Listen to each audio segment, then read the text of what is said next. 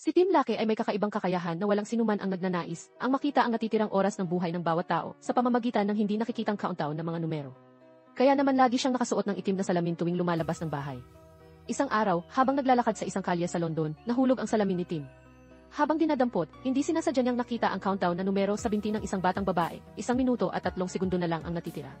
Kumabog ang kanyang puso. Pagtingala niya, malayo na ang bata at may paparating na truck. Sumugod si Tim, sinubukang pigilan ang trahedya. Kahit na nakapreno ang truck, hindi pa rin pinatawad ng tadhana ang bata. Bigla na lang sinunggaban ng batang babae ang kanyang lalamunan na parang may bumara rito. Ang bilang sa bata ay ilang segundo na lang. Nakatayo si Tim doon, walang magawa habang lumilipas ang oras, hanggang sa matapos ang lahat. Sa gitna ng nagkakagulong pulutong, biglang napagtanto ni Tim ang nakakagulat na bagay. Sa unang pagkakataon sa kanyang buhay, nakita niya ang sarili niyang oras ng buhay, 167 araw, wala pang kalahating taon para mabuhay. Kahit hindi niya alam kung paano siya mamamatay, gumawa pa rin si Tim ng testamento, iniiwan ang lahat ng kanyang naipon na pera sa kanyang ina. Ngunit hindi siya sumuko. Ang pinakamalaking pangarap niya sa musika ay hindi pa natutupad. Isinuot ni Tim ang kanyang itim na salamin at determinado siyang ituloy ito ng buong husay. Ngayon ang araw ng preliminary audition, ngunit nang lumabas siya ng bahay, marahil ay nakalimutan niyang tingnan ang petsa. Kaya sa daan, may lumipad na piraso ng papel. Ang lalaki sa sasakyan ay natulala, mayroon siyang schizophrenia. Ang malakas na busina ng sasakyan ay ikinagulat niya, mabilis siyang nagpalit ng gear at aksidenteng nabangga si Tim na naglalakad. Si Jay, ang lalaking iyon, ay tumingin sa rearview mirror at mabilis na bumaba ng sasakyan. Nagalit na tumayo si Tim. Kaagad na sinisi ni Jay si Tim sa pagiging pabaya sa kalsada. Hindi alam kung paano umiwas. Nagalit si Tim nang marinig niya iyon, dapat mayroon ding basic awareness ang nagmamaneho. At umuulan pa, huminto siya nang makita niyang pilay si Jay. Sa huli, kahit naiinis sa kanyang sakit, nagpasya pa rin si Jay na papuntahin sa ospital si Tim gamit ang wheelchair sa tulong ng nurse. Nang matapos sila sa pagsusuri at lumabas, umuulan ng malakas. Nais umalis ni Jay, ngunit hinabol siya ni Tim, umakyat sa kanyang sasakyan nang walang paalam at hiniling na ihatid siya sa audition. Nang turn na niyang mag-perform, napabuntong hininga si Jay sa mahinang pagganap ni Tim, ngunit lubos siyang nalulubog sa kanyang performance. Diretsahan ang komento ng direktor, ito ay isang romantic film, ngunit hindi mo maipakita ang emosyon, hindi ka pa ba nagmamahal? Dahil tinamaan, kaagad na ibinigay ng direktor ang resulta, umuwi ka at matuto kung paano mamuhunan sa pag-ibig pagkatapos ay bumalik. Alam ni Tim na wala na siyang maraming oras, humingi siya ng isa pang pagkakataon sa direktor. Sa isang tuso ng ngiti, pumayag ang direktor sa isang kondisyon. Sa loob ng 30 segundo, kailangan mong humanap ng isang lalaki dito at ipakita ang iyong alindog sa anumang paraan. Mabilis na tumingin si Tim sa kakaunting tao at sa huli ay pinili si Jay, ang nagdala sa kanya. Mabilis siyang tumakbo patungo kay Jay, hindi sinasadyang lumingon si Jay at napagtanto na siya ang target. Gusto kita, kahit na alam niyang peke ito, bumilis pa rin ang tibok ng puso ni Jay. Mas nakakagulat pa, sa susunod na segundo ay aktibong hinalikan siya ni Tim. Diyos ko, halos 1 oras pa lang silang magkakilala. Kahit na mukhang seryoso si Tim, kaagad siyang itinulak ni Jay. Anong ginagawa mo? Nababaliw ka na ba? Ang mga salitang iyon ay pumutol sa pangalawang pagkakataon ni Tim. Nagsalita ang direktor, may tapang at sigasig ka, hindi kinakailangang gamitin ang halik upang ipahayag. Ang sobrang pagmamadali ay hahantong sa pagkabigo. Hindi inaasahan ni Jay na ang halik ay may ganoong kalaking kapangyarihan. Nang umuwi siya at binuksan ang refrigerator, nagulat siya nga paatras nang makita si Tim na biglang lumabas doon at dahan-dahang lumapit sa kanya. Anong gagawin mo? Lumapit muli ang mukha ni Tim, natakot si Jay na mahalikan muli. Nagising siyang nagulat. Kailangan niyang mag-jogging sa gitna ng gabi upang paalisin ang kakaibang panaginip na ito. Sa tabi ng pool, nakita ni Jay si Tim na bumubulong mag-isa. Sa masusing pagtingin, napagtanto niyang siya nga ang babaeng itinakda ng tadhana. Unang beses na aksidente, pangalawang beses na biglang hinalikan at ngayon ay pangatlong beses na nagkita sa pool, lahat ay nangyari sa isang araw. Nakilala ni Tim si Jay. Kahit na medyo lasing, sinabi pa rin niya, "Noong una, ikaw ang bumangga sa akin kaya ngayon bawi na." Bigla siyang humilig, mabilis siyang inalalaya ni Jay at nagtanong, "Lasing ka na ba?" Hindi alam kung talagang pagod si Tim o nagpapanggap lang, sumandal siya sa dibdib ni Jay at nakatulog. Ito ang simula ng kanilang kwento. Kinaumagahan, nagising si Tim sa kama ng isang estranghero. Nagising, sinisi niya ang kanyang sarili sa pagiging hangal dahil hindi niya alam kung kailan siya inilagay sa kama. Tahimik siyang tumakas, ipinapalagay na isang panaginip lang iyon. Nagsimulang maging dive instructor si Tim para sa mga mayayaman. Hindi inaasahan, nakilala niya ang taong pinakakaunti niyang gustong makita. Habang nag-aayos ng gamit, hinila si Tim ni Jay. Nagtanong siya, "Natulog ka sa kama ko," tapos umalis nang walang paalam. Nagmamadaling ipinaliwanag ni Tim na hindi niya alam na iyon ang kanyang silid at humingi ng tawad. Malinaw na hindi nasiyahan si Jay, "Hindi mo ba naaalala ang nangyari kagabi?" Nagulat si Tim. "Anong pinagagagawa ko sa estrangherong lalaki kagabi habang lasing? At napakahangal ko para hayaan akong dalhin sa kanyang silid." Sa ilalim ng impluwensya ng alak, inawit niya ang 2 maliit na bubuyog nang walang pakundangan. Ngayon, kahit patayin pa siya, hindi niya aaminin. Paano ko magagawa ang gayong nakakahiya? Siguro nagkakamali ka, pagtanggi niya. Tumawa si Jay, "Gusto mong awitin ko ang 2 maliit na bubuyog para maalala mo?" Sa kabutihang palad, may tumawag kay Jay, kaya nakatakas si Tim sa kahihiyan. Ngunit hindi niya inaasahan na kailangan niyang bayaran ang utang ng kabutihang loob. Sa pagkakataong ito, ang kanyang mga kliyente ay ang grupo ng mayayaman, kasama si Jay. Mabilis silang nagsuot ng wetsuit at lumukso sa dagat. Sa ilalim ng gabay ni Tim, nasiyahan ang lahat sa mundo sa ilalim ng dagat. Nang handa na silang umakyat, walang nakapansin na may nawawala. Wala pa si Jay. Nagsimulang magpanik ang lahat nang walang makitang galaw sa ilalim ng tubig. Naramdaman ni Tim na may mali, isinuot niya ang kanyang salamin at lumukso sa dagat upang maghanap. Lumangway siya sa dating direksyon at nakita si Jay na pagod na pagod. Automatiko niyang hinawakan ang kamay ni Tim. Ang paghawak ng kamay na iyon ay naging dahilan upang matuklasan ni Tim ang isang mahalagang bagay. Nang hilahin niya si Jay sa dalampasigan, bigla niyang napansin na huminto ang countdown timer sa kanyang kamay. Sa sandaling iyon, lubusan niyang nakalimutan na nasa ilalim siya ng tubig, nakatuon lamang sa orasan ng buhay at kamatayan. Biglang may nangyari sa oxygen tank at naanod silang dalawa. Nang magising si Tim, nakita niya ang sarili sa isang kakaibang lugar. Agad niyang naisip ang countdown timer at napansin na nagpapatuloy ito. Pinagtawanan niya ang kanyang sarili, iniisip na panaginip lang iyon. Ngunit sa sandaling ito, napansin niyang bumagal ang oras at huminto pa nga. Biglang bumukas ang pinto, tiningnan itong mabuti ni Tim at napagtanto niyang hindi ito panaginip. Habang iniisip niya, mas lalo siyang nagtataka, hinanap niya ang orasan ng buhay at kamatayan ni Jay, ngunit wala siyang nakita. Isang nakakatakot na konklusyon ang lumabas sa isip ni Tim, patay na ba siya? Kung hindi, bakit huminto ang orasan?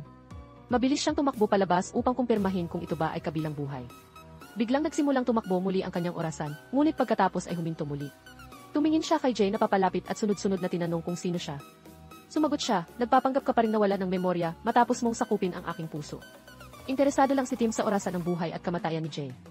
Sigurado siyang may kinalaman ang lahat kay Jay, ngunit nakita ni Jay na mas lalong naging kakaiba si Tim kaya hiniling niya sa kanyang sekretarya na suriin ang kanyang pag-iisip.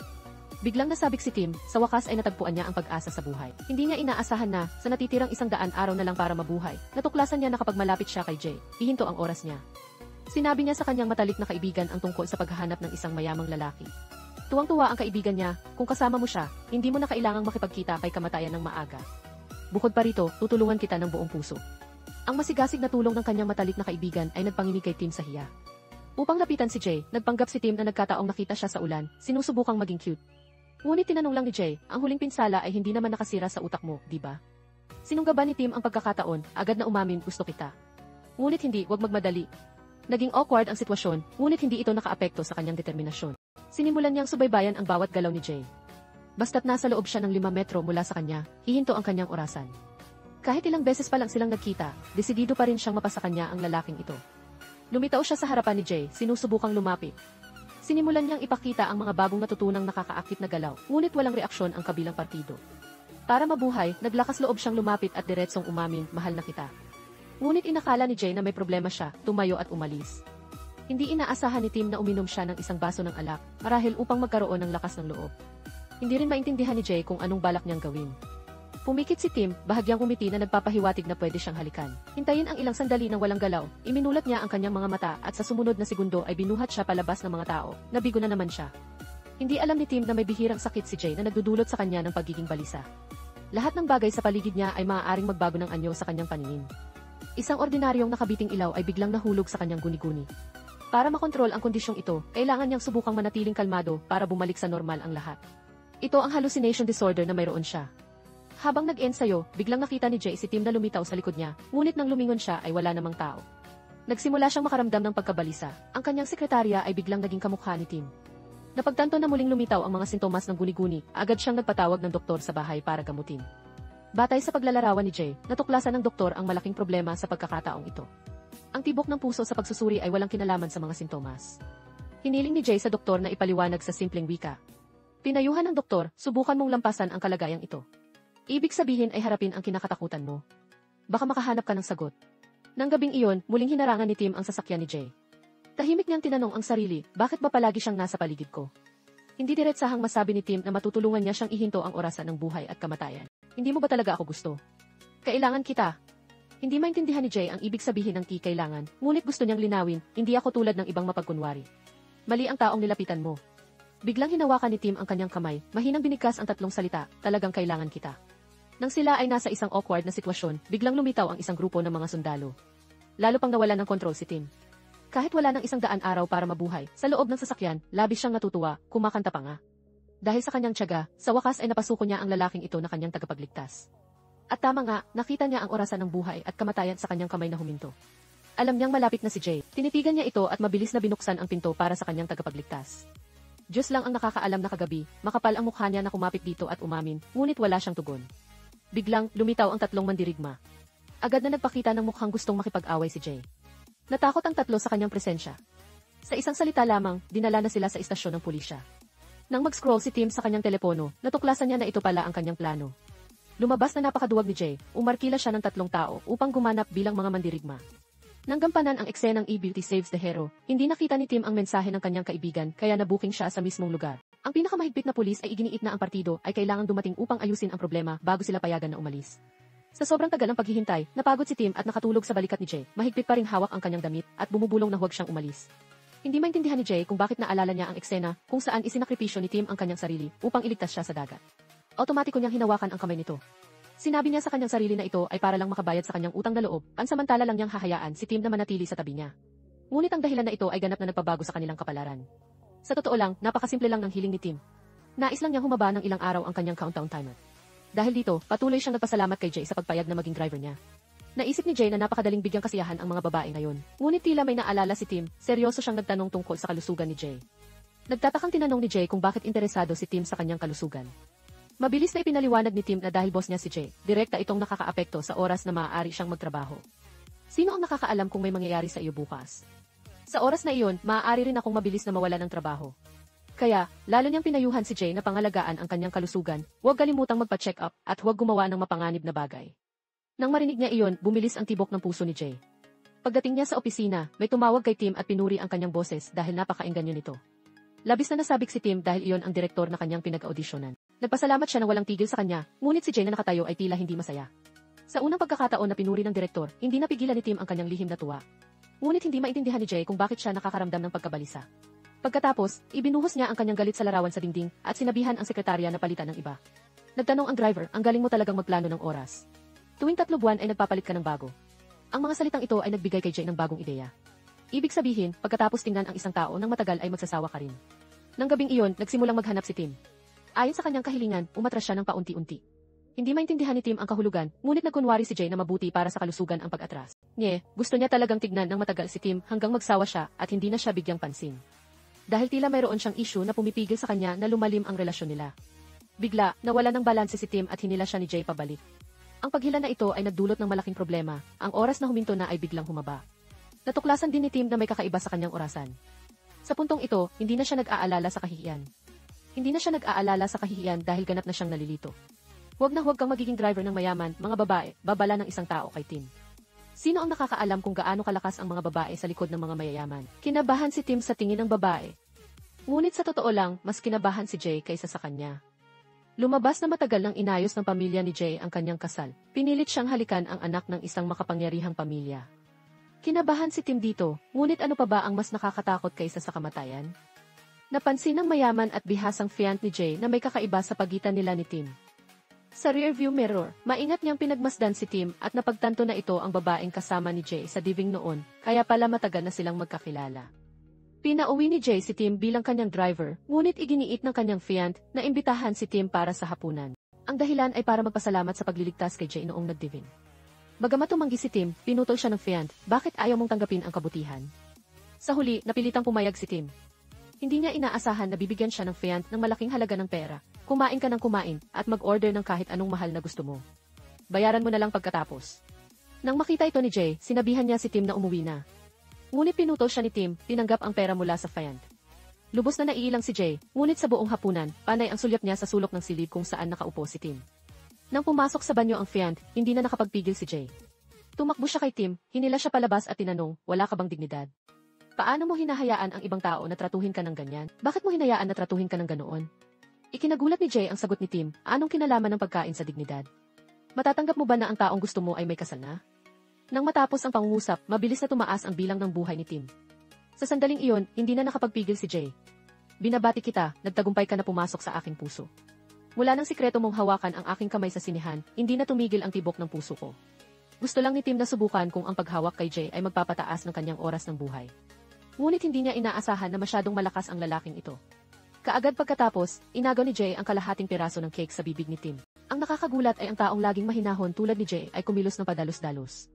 Lalo pang nakakagulat na sa pagkakataong ito ay mas baliw siya, diretsong sinabi na gusto lang niyang yakapin, halikan, at makatulog kasama si Tim araw-araw. Dahil dito, naramdaman ni Tim na masyado na siyang mura. Ang eksenang ito ay nakita rin ng Fiant. Si Tim, na walang kamalay-malay, ay humarap sa gayong diretsahang pag-amin. Bagamat gusto niyang pahabain ang oras, tahimik lang na umalis si Tim sa kalungkutan. Pag-uwi, lubos na pinagsisihan ni Jay. Sigurado siyang nababaliw siya noon, paano niya nasabi ang gayong mga salitang walang kahihiyan. Hindi niya masisisi si Tim sa pagtalikod at pag-alis ng walang imi. Kinaumagahan, pumunta ang Fiant sa opisina para hanapin si Tim, sinadya niyang paalisin ang sekretarya. Malinaw na handa na siya. Kinuha niya ang kanyang mamahaling scarf, sinabing espesyal itong dinala niya para kay Tim. Sumunod ay kinuha niya ang pulang sapatos, at tinanong si Tim kung gusto niya ba ito. Ngunit ang gusto o hindi ay nakasalalay pa rin kung kasya ba ito. Pagkasabi niyon, ibinato niya ang mga gamit sa isang tabi. Hinubad ang sapatos at ibinigay kay Tim. Hindi maintindihan ni Tim ang ibig sabihin niya. Diretsahang sinabi ng Fiant, kahit anong gusto mo ay mabibili ko, ngunit huwag mong guluhin ang aking Fiant. Lubos na nasaktan si Tim, ngunit tahimik lang siyang umupo at umiyak. Nang umalis ang Fiant, hindi sinasadyang nakasalubong niya si Jay, at marahan lang siyang binalaan na huwag nang makipag-ugnayan kay Tim. Sa puntong ito, nalilito si Jay dahil sa isang komplikadong relasyon. Upang kumalma, nilapitan ni Jay ang kanyang kaibigang doktor. Sa simula, gusto lang niyang tingnan kung lumala ang kanyang hallucinations, ngunit inihanda na siya ng tadhana para sa isa pang sorpresa. Sumakay lang si Tim sa elevator ng normal, ngunit hindi sinasadyang napansin ang isang serya ng mga numero na tumatalon sa balikat ng lalaki sa kanyang harapan. Para sa kanya, napakapamilyar na nito. Ngunit bigla, nanlaki ang kanyang mga mata sa gulat. Ang lalaki na mayroon pang 54 taon para mabuhay, sa isang iglap ay mayroon na lang 6 minuto. Alam ni Tim na malapit nang maaksidente ang lalaking ito. Gusto niyang dahan-dahang lumapit at balaan siya na maging maingat, ngunit nakita niyang napakasama ng kanyang pakiramdam. Kaya pala hinanap niya ang psychiatrist kung saan din si Jaewon. Lumabas na dati pa may problema sa isip ang lalaki. Tinanong niya ang doktor kung bakit hindi ito magreseta ng mas maraming pampatulog, ngunit pinaupo lang siya sa labas. Nagalit ang lalaki at agad na kinuha ang dala niyang kutsilyo. Pinayuhan siya ng doktor na kumalma, ngunit sinugod niya ito para kontrolin. Nang dumating si Hana, inakala ni Jaewon na siya ang hinahanap kaya sininyasan niya itong umalis agad, ngunit mariin na sinara ni Hana ang pinto dahil alam niyang 10 araw na lang ang nalalabi sa lalaki. Sumigaw ang lalaki sa doktor, masyadong kakaunti ang pampatulog na ibinigay mo, nagigising ako hating gabi, hindi na makatiis ang asawa ko at gusto nang makipaghiwalay. Minabalaan ng doktor na hindi dapat uminom ng marami sa gamot na iyon, delikado iyon, ngunit wala na siyang pakialam. Nang makita ang kritikal na sitwasyon, sinubukan ni Tim na kumbinsihin ang lalaki na kumalma, ngunit sa kanyang galit, sinimulan niya itong sugurin. Walang pag-aalinlangan na sumugod si Jay upang protektahan siya, na naging dahilan ng kanyang malubhang pinsala. Habang nagsisisi at nag-aalala si Tim, si Jay naman ay nag-aalala at nagtanong kung nasaktan ba siya, ngunit itinulak siya palayo ni Tim. Taos puso niyang ikinuwento ang kanyang kakayahang makita ang orasan ng buhay at kamatayan ng ibang tao. Iyon ang dahilan kung bakit nailigtas ko ang matandang lalaki kanina nang malapit na siyang mamatay. At huminto ang aking orasan ng buhay at kamatayan dahil sa iyo, ginagamit kita para mabuhay. Hindi inaasahan, dahan-dahang lumapit si Jay at sinabing, gusto kong samantalahin mo ako. Alam ni Tim na hindi pinaniniwalaan ni Jay ang sinabi niya, ngunit gayon paman, nailigtas niya ang matandang lalaki at ang kanyang sarili. Sa sandaling ito, nakita nila ang isang matandang lalaki sa hallway ng ospital na nagnanakaw ng candy mula sa isang batang babae. Lumapit si Tim sa tabi ng bata. Ipinagpalit niya ang kanyang hair clip sa candy para ibigay sa matandang lalaki. Pumayag ang bata at masayang nagpasalamat kay Tim sa regalo na hair clip.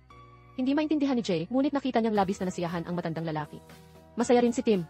Nagtataka siyang nagtanong kung bakit tinulungan niya ang isang makasariling tao. Sumagot si Tim, dahil ang matandang lalaki ay mayroon na lang 24 oras para mabuhay, at ako ay mayroon pang 87 araw. Mamamatay na ako, mamahalin mo pa rin ba ako? Kinagulat ni Jay ang pagiging seryoso ni Tim. Nang gabing iyon, tinawag niya ang kanyang sekretarya, hiniling na tingnan ang key footage, at subaybayan ang sitwasyon ng matandang lalaki. Kinabukasan ng hapon, may malubhang mukha ang sekretarya nang hanapin si Jay. Nang tanungin niya ang tungkol sa kalagayan ng matandang lalaki, kinumpirma ng sekretarya na namatay na ito. Sa sandaling ito, lubos na siyang naniwala sa kakayahan ni Tim. Nilapitan ni Jay si Tim, hiniling na subukang kalkulahin ang kanyang lifespan. Sumagot si Tim, matagal ko nang tiningnan. Tiningnan pa nga kita ng palihim sa swimming pool, maliban sa mga pribadong bahagi. Ngunit hindi ko pa rin makita ang iyong orasan ng buhay. Bagamat medyo nakakalito, buong-buo ang pagpapasya ni Jay na umuwi at maghanda ng kanyang bagahe. Sa araw, nasa opisina tayo, at sa gabi, magkasama tayo upang lutasin ang problema sa countdown timer. Gusto mong magkasama tayo? Hindi ako ganoon kadali. Nag-aalangan si Tim ngunit naisip ang kanyang buhay, tila posible ang solusyon na ito. Nang gabing iyon, may mga iniisip si Jay tungkol sa kama. Itinulak niya ang kama sa dingding, at sa kabilang panig ng dingding ay ang silid ni Tim. Kinakabahan niyang tinawagan si Tim para ipaliwanag, itinulak ko ang kama sa dingding hindi para sa ibang layunin, kundi para lang manatiling nakahinto ang iyong orasan ng buhay. Napangiti si Tim, hindi niya inaasahan na ganoon ka maalalahanin ang isang malaking lalaki. Gayunpaman, pinahahalagahan niya na pinayagan siya nitong manatili sa kanyang tabi. Natulog silang dalawa na may isang dingding sa pagitan. Gaya na natuklasan ni Tim, huminto nga ang kanyang orasan ng buhay. Ngunit kinaumagahan, nagulat siyang nalaman na humaba ang kanyang oras ng buhay. Kahit nalilito, labis siyang nasiyahan sa resulta. Nakatulog din ng mahimbing si Jay sa katabing silid. Nakita ni Tim na humaba ang kanyang oras ng buhay ng 7 oras, hindi niya napigilan ang kanyang tuwa. Nagkataong dumaan si Jay, nagtanong, bakit ka nag-iisa na nakangiti? Lihim kang pumasok sa aking silid kagabi, di ba? Sinabi niya na buong gabi siyang nakaramdam ng presyon sa kanyang likod na parang niyayakap ng isang tao. Nagsimulang maghinala si Tim kung naglalakad ba siya habang natutulog at pumasok sa silid ng kabilang partido na nagpahaba ng oras. Ngunit mariin siyang tumanggi, nakatulog ako ng mahimbing. Hindi ako gumagawa ng kahit anong kalokohan, panaginip mo lang iyan. Dahil dito, naghinala si Jay na muling bumalik ang kanyang hallucination. Nang magkasama silang sumakay ng elevator papasok sa opisina, napansin ni Tim na humaba muli ang kanyang oras ng buhay. Bigla, lumitaw ang isang serya ng mga numero sa liig ni Jay na labis na ikinagulat ni Tim. Dahil sa lahat ng oras na iyon, hindi pa niya nakita ang kanyang orasan ng buhay. Nang muling tingnan ni Tim, nawala na ito. Ngunit sigurado si Tim na nakita niya ito. Sinimulan niyang hanapin sa liig ni Jay nang walang tigil, masyadong nakatuon kaya nakalimutan nilang nasa elevator sila. Sa labas, isang lalaki pa ang nakatitig sa kanila.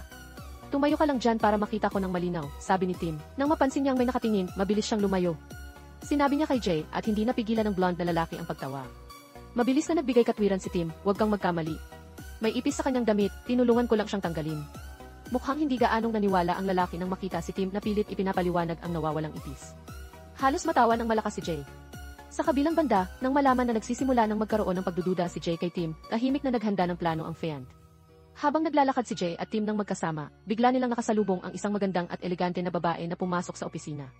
Lumabas na naghanda ang Fiant ni Jay ng malaking regalo, inanyayahan niya ang dating kasintahan ni Jay. At nga, naakit si Jay sa kanya. Sa isang iglap, ang love triangle ay naging love square, at naramdaman ni Tim ang pagkabalisa ng titigan ni Jay ang bagong dating na babae, habang mabilis na bumababa ang kanyang orasan kahit magkatabi sila. Pagka-uwi ni Tim, nagsimula siyang kiskisin ang mansa sa kanyang braso, ngunit gaano man niya kadiin kiskisin, hindi ito nawala. Halos gumuho siya. Sa simula ay inakala niya na basta't kasama niya si Jay, hihinto ang orasan ng buhay, ngunit ngayon ay lumabas sa kanyang pangunawa ang sitwasyon. Ang babaeng bagong dating ay ang sikat na aktres na si Mary at dating kasintahan ni Jay. Sinadya siyang imbitahan ng Fiant sa ilalim ng pagkukunwari na tulungan ang pag-organisa ng isang kaganapan, ngunit ang totoo, gusto niyang makakuha ng benepisyo sa pamamagitan ng paggamit sa kanya upang ilayo si Tim kay Jay. Ang layunin ni Tim sa pananatili ay para lang pahabain ang kanyang orasan, ngunit ngayon ay mabilis na lumilipas ang kanyang oras dahil tila may damdamin na si Jay sa ibang babae. Kinaumagahan, habang nagmamaneho para kay Jay, laging wala sa isip si Tim. Mula sa kanyang ekspresyon, napansin ni Jay na may mali. Ipinaliwanag niya na nakaraan na lang iyon, hindi mo na kailangang isipin. Nagkunwari si Tim na kalmado at sinabing okay lang siya. Kinabukasan, pagkakita kay Jay na umalis ng bahay, alam ni Tim na wala ng saysay ang pananatili. Ngunit ayaw din niyang ipagkanulo ang kabaitan ni Jay. Kaya kinaumagahan, tulad ng dati, hinintay pa rin niya si Jay na lumabas. Ngunit bigla niyang napansin na ang orasan ng buhay ni Jay at ang kanya ay ganap na kabaliktaran. Lumabas na sa bawat pagtaas ng kanyang oras ng buhay, bumababa naman ang oras ng buhay ni Jay. Sa madaling salita, hindi niya sinasadyang kinuha ang buhay ng taong mahal niya. Sa tanghalian, laging balisa si Tim. Nang makita ito ni Jay, umupo siya sa tapat niya, nagbibiro na iniisip niya siya. Ngunit nang makita ni Tim ang orasan ng buhay sa liig ni Jay at ikumpara ito sa oras na nadagdag sa kanya, agad siyang kinabahan at sinabing, kailangan ko nang umalis. Walang ideya si Jay sa nangyayari. Hindi sinasadyang nakita ng dating kasintahan ni Jay ang eksenang ito. Ang mga sumunod na pangyayari ay mas lalo pang lumampas sa inaasahan ni Tim. Inimbitahan din siya ng investor na kumain ng hapunan. Malinaw na isa itong bitag. Nagsimulang ipakilala ng Fiant si Mary bilang kinatawan ng nakaraan ni Jay, si Tim bilang kinatawan ng kasalukuyan, at siya ang kinabukasan ni Jay. Ipinagmalaki niya ang kanyang singsing, nagkwento tungkol sa mga chismis na binigyan ni Jay ng singsing at nagpropose. Ngayon ayaw na niyang patagalin pa, kaya inabisuhan niya ang dalawa na malapit na silang magpakasal. Gayunpaman, bago magpakasal, gusto niyang ayusin muna ang issue ng kanyang Fiant. Naiintindihan ni Tim ang ibig sabihin niya, tumayo at umalis. Ngunit ang dating kasintahan ay ngumiti, sinabing ang drama ng Fiant ngayon ay nagbigay pa sa kanya ng pag-asa. Handa na ang Fiant, nagtanong pabalik, hindi alam ni Jay kung bakit ka umalis, di ba? Ang mga salitang ito ay tumama sa sensitibong bahagi ng dating kasintahan. Matagal na ring gustong makipaghiwalay ni Tim kay Jay, kahit labag sa loob niya, hindi niya lang pwedeng isipin ang sarili niyang kapakanan. Nakikita ang unti-unting paglaho ng oras ng buhay ni Jay, hindi na niya kayang ipagpatuloy pa. Nang magising si Jay, nawala na si Tim. Ang tanging naiwan ay ang Donald Duck sa mesa. Agad na pumunta si Jay sa opisina para hanapin si Tim para mag-usap ng pribado. Nagtanong siya kung bakit siya lumipat ng walang paalam at nagsulat ng resignation letter. Nagpanggap si Tim na nagsasawa na siya kay Jay at ayaw na niyang magkita sila. Pagkasabi niyon, mabilis na umalis si Tim na umiiyak. Nang gabing iyon, tiningnan ni Jay ang Donald Duck na aalala si Tim. at madalas makipag-usap si Tim sa Donald Duck. Lubos na nalulungkot si Jay, sinubukan niya ang lahat ng paraan upang lapitan si Tim, ngunit lagi siyang iniiwasan. Sa panahong ito, madalas na binabanggit ng fiant ang kasal, ngunit palagi niyang tinatanggihan. Kasabay nito, inayos din niya ang kanyang issue sa kanyang dating kasintahan. Bagamat may kaunting nostalgia sa nakaraan, wala na talaga siyang damdamin para sa kanya. Naunawaan din ni Mary si Jay at tinanggap ang kanyang pag-alis. Kaya ang love square ngayon ay naging love triangle na lang. Palibhas ay abala si Jay sa pag-iisip, hindi na sana siya ipapaalala ng kanyang sekretarya tungkol sa naghihintay niyang fiant sa tindahan ng wedding gown. Tunay na nakakalungkot para sa fiant, sana ay nagkaroon sila ng magandang pag-ibigan kung hindi dumating ang tadhana. Nilapitan ni Jay si Aunt Mija, isang taong napakalapit kay Tim. Sa pamamagitan niya, nalaman niyang umalis si Tim dahil natuklasan niyang kinukuha niya ang kanyang buhay. Agad na naghintay si Jay sa labas ng bahay ni Tim, hiniling na lumabas ito at harapin siya. Napilitang lumabas si Tim para harapin ang nakakainis na taong ito. Sinabi ni Jay, "Huwag ka nang magkunwari, alam ko na ang lahat, malulutas ba ang problema sa pagtatago?" Sinabi ni Jay, "Anong gusto mong gawin ko, panoorin ang oras ko na maubos sa iyo."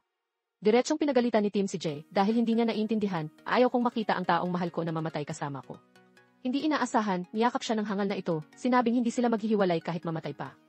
Kasabay nito, mag-isa ang fiant na sumusukat ng wedding gown. Bagamat patuloy siyang pinupuri ng staff na maganda, siya lang ang nakakaalam na inagaw na ng iba ang kanyang magiging asawa. Naalala niya ang mga pagkakataong hindi tumitigil sa pag-propose si Jay. Lagi niyang sinasabi sa kanya na maghintay pa. Matagal na siyang pumayag.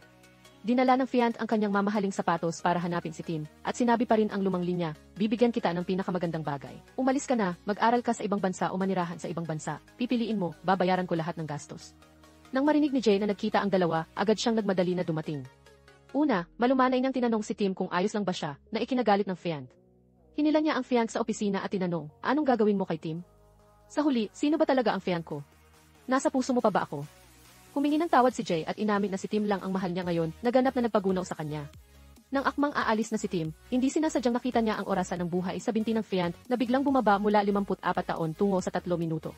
Alam ni Tim na may masamang mangyayari sa kanya. Agad na sinundan siya ni Tim, ang fiant ay nakatayo sa 100 metro ang taas na rooftop. Kinakabahan si Tim na payuhan siya, ngunit tila desidido na ang fiant. 1 minuto at 30 segundo na lang, nakita rin ng sekretarya ang nangyayari at mabilis na tumawag kay Jay. Nang malaman niya ang balita, agad siyang tumakbo. Tiningnan ni Jay ang fiant na dahan-dahang lumingon, ngunit walang bahid ng pagsisisi ang mukha ni Jay na nagpahina ng loob ng fiant. Itinaas ng fiant ang isang paa, nakita ni Tim na 11 segundo na lang ang natitira sa kanya. Sa kritikal na sandali, agad na nahila ni Jay ang fiant pabalik. Nakahinga ng maluwag si Tim. Nang ganap na maging ulirat ang fiant, bumalik ang kanyang orasan ng buhay sa 54 taon. Nakita ni Tim si Jay na naiilang, naramdaman niyang hindi na siya dapat manghimasok, at ang tahimik na pag-alis ang pinakamainam para sa kanilang tatlo. Pagka-uwi, tiningnan ng fiant ang kanyang wedding gown, naaalala ang mga sinabi ni Jay, si Tim lang ang mahal niya. Kahit na naunawaan niya na tapos na ang lahat, hindi pa rin niya napigilan ang kanyang luha. Kinabukasan, muli siyang nagpaganda at pinuntahan si Jay para isauli ang lahat ng singsing na ibinigay niya. Napag-isipan ko na, sa halip na magpatuloy sa isang hindi malinaw na relasyon, mas mabuting hayaan kang maging malaya. Salamat sa pagtapos nito, marahil ay mas magiging masaya ako nang wala ka. Para naman kay Jay, kahit ayaw ni Tim na lumapit siya, naunawaan niya na ang intensyon ni Tim ay ayaw lang na masangkot siya kay Jay. Sa wakas, nagkaroon din sila ng isang emosyonal na pag-uusap. Ngayon ay 38 araw na lang ang nalalabi kay Tim, kailangan niyang matupad ang kanyang pangarap sa nalalabing oras. Habang walang tigil na nakikipaglaban si Tim sa oras upang magsanay, di nagtagal, nakatayo na si Tim sa entablado ng kanyang pangarap, malayang nagpapakita ng kanyang sarili. Sa sandaling ito, natupad niya ang kanyang pangarap sa musika. Sa buhay na ito, kontento na siya. Ngunit hindi masaya si Jay, iginiit niyang iwi siya. Nang iuwi si Tim, hinila siya ni Jay sa isang silid, mabilis na hinubad ang kanyang polo, pinalitan ng hoodie, at ginamit ang scarf upang balutin ang pulso ni Tim, ipinahayag na sa ganoong paraan ay maiiwasan ang oras. Mula ngayon, huwag kang mag-iisip, huwag kang titingin, ayusin mo ang iyong damdamin, pahalagahan mo ang kasalukuyan, baka sakaling may mangyari na himala. Pagkatapos, naghapunan silang dalawa sa ilalim ng liwanag ng kandila, tila nakalimutan ang oras na lumilipas. Pagkatapos kumain, magkatabi silang nagkwentuhan tungkol sa kanilang pangungulila. Alam ni Tim sa kanyang puso na hindi ito maganda para kay Jay. Ngunit sa sandaling ito, gusto pa rin niyang maging makasarili sa isang pagkakataon. Dahil hindi niya alam kung magkakaroon pa siya ng pagkakataong makasama siya ng ganito kalapit sa hinaharap. Matapos ang isang matamis na gabi, nakatulog si Tim hanggang umaga. Hindi niya napigilan ang lihim na pagtingin sa orasan ng buhay sa kanyang pulso. Nang pumasok si Jay sa silid, nahulaan niyang pasimple si Tim, kaya agad niyang mahigpit na iginapos ang panyo sa pulso nito. Nagkunwari siyang walang alam at inanyayahan si Tim na magkasamang pumunta sa supermarket. Sa labas ay nagpapakita ng normal na reaksyon, ngunit sa loob ay lubos na nag-aalala si Jay. Nang nasa pagitan na nila ang grocery cart, biglang nawala si Tim. Nasaan siya? Sa totoo lang, nakipagkita si Tim sa kanyang matalik na kaibigan. Humingi siya ng tulong sa kaibigan upang ayusin ang kanyang simpleng bagahe. Nagtanong ang kaibigan, hindi ba pwedeng huwag kang umalis? Ayaw mo bang makasama ang iyong pamilya sa iyong mga huling araw? Sa sandaling iyon, narinig ng ina ni Tim ang lahat. Nabulgar na ang lahat, kinailangan ng matalik na kaibigan na sabihin sa ina ni Tim ang tungkol sa kakayahan nitong makita ang haba ng buhay. Nang makita ang passbook na iniwan ni Tim, umiyak ang kanyang ina. Ngayon, sanay na si Tim sa kakaibang lugar na ito. Nakikita ang orasan ng buhay sa kanyang kamay na 17 araw na lang, kahit ayaw niyang magpaalam sa buhay. Nakatadhana na ito. Labag sa inaasahan, natagpuan siya ng kanyang ina. Nang makita ang kalungkutan ng kanyang ina, labis na nalungkot si Tim. Nagawa lang niyang aliwin ang kanyang ina, umaasa na ang kanyang ina at kapatid ay mabubuhay ng maayos nang wala siya. Ngunit niyakap siya ng mahigpit ng kanyang ina, sumusumpa na walang masamang mangyayari sa kanyang anak. Hinanap ng ina si Jay para humingi ng tulong. Sabi niya, dumating siya sa tamang oras, hinahanap ko si Tim sa lahat ng dako. Pauwi na si Tim, tumawid siya sa kalsada nang mabangga siya ng isang tao. Nagkalat ang mga gamit, yumuko siya para pulutin at biglang napansin na mabilis na tumaas ang bilang ng buhay sa kanyang kamay. Mula sa wala pang isang araw ay naging ilang araw. Alam niyang si Jay lang ang makapagpapahaba ng kanyang buhay. Balisa siyang hinanap si Jay sa gitna ng maraming tao. Tinawagan niya ito para tanungin kung nasaan siya. Sa sandaling ito, malapit lang si Jay, ngunit hindi niya alam na mabilis na papalapit sa kanya ang oras niya. Gayunpaman, patuloy siyang lumakad patungo kay Tim. Huwag ka nang lumapit sa akin, hindi ako takot mamatay. Mariing umiling si Tim. Sa pulang ilaw, aalis na sana siya ngunit naipit sa daloy ng trapiko. Mabilis na dumaloy ang oras sa kanya. Nang malapit nang maging 0 ang orasan, nakita ni Tim ang kanyang sarili na humaba ng 60 taon ang buhay. Halos gumuho siya. Hinawakan siya ni Jay. Hindi pa sila nakakapagsalita nang banggain sila ng isang mabilis na truck. Tiningnan ni Tim si Jay na nakahandusay sa harapan niya, hindi niya inaasahan na sa huli ay nahila pa rin niya ito sa panganib. Ang kanyang isip ay puno ng mga alaala nilang dalawa, mula sa hindi sinasadyang pagkikita hanggang sa pag-ibig at pagsasakripisyo para sa isa't isa. Sa totoo lang, nagsimula ang kanilang kapalaran mula pa noong bata pa sila. Noong bata pa siya, nakita niya ang isang talulot ng bulaklak na lumilipad sa hangin kaya hinabol niya ito. Sa sandaling iyon, isang kotse ang mabilis na paparating at nang makita ito ng kanyang lola, agad siyang sumugod upang protektahan siya at namatay sa lugar. Ang batang lalaki sa kotse ay si Jay. Dahan-dahang lumapit si Jay, hinawakan ang kamay ng umiiyak na babae, humingi ng tawad, babayaran ko sa iyo. Marahil ang kanilang tadhana ay itinakda na mula sa sandaling iyon. Pagkalipas ng maraming taon, habang naglalakad si Tim sa kalye, kasama ang kanyang matalik na kaibigan, bigla siyang nabangga ng isang tao. Iyon ay si Jay, at sa sandaling iyon, nagsimulang kumurap ang orasan ng buhay sa kanyang kamay. Lumabas na iyon ang tadhana. Pagkatapos ng mahabang panahon, dahan-dahang nagising si Tim. Nakahiga siya sa kama ng ospital. Dahan-dahan siyang umupo, mabilis na naalala ang lahat ng nangyari bago siya nawalan ng malay. Itinaas niya ang kanyang braso at tiningnan ang kanyang orasan ng buhay at natuklasan na nawala na ito. Biglang bumukas ang pinto ng silid at buhay pa rin si Jay. Sa sandaling ito, gusto talaga ni Tim na makita si kamatayan para magpasalamat na hindi niya kinuha si Jay. Tama nga ang sinabi ng ermitanyo, kung saan may pag-ibig, doon may himala. Para mapakasalan si Tim, nagsimulang pagsikapan ni Jay na mapabilib ang kanyang magiging biyenan. Espesyal pa siyang naghanda at nagsabi, ang magandang bulaklak ay karapat-dapat sa magandang biyenan. Hindi niya alam na may kasabihan, mas tinitingnan ng biyenan ang kanyang manugang, mas nagiging gusto niya ito. Malinaw na napakadaling makalusot sa ina ni Tim. Sa kabilang banda, nakita natin ang magandang fiant noon. Ngayon ay bukas na siya sa pag-ibig at may date sa isang cute na lalaking nakasuit. Samantala, bumalik na si Tim sa bahay ni Jay.